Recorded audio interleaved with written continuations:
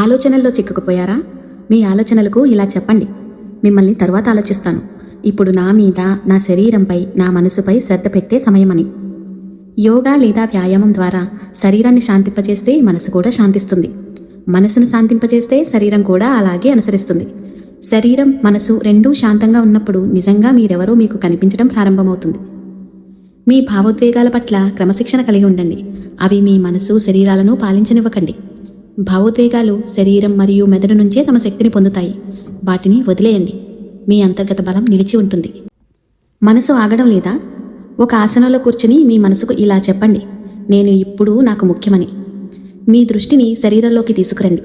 మనసును నిశ్శబ్దంగా మారనివ్వండి. ఇక్కడ మీరే, మీతో మీరు మాత్రమే, ఇంకేమీ లేదు. మీ శరీరంలో ఉండండి.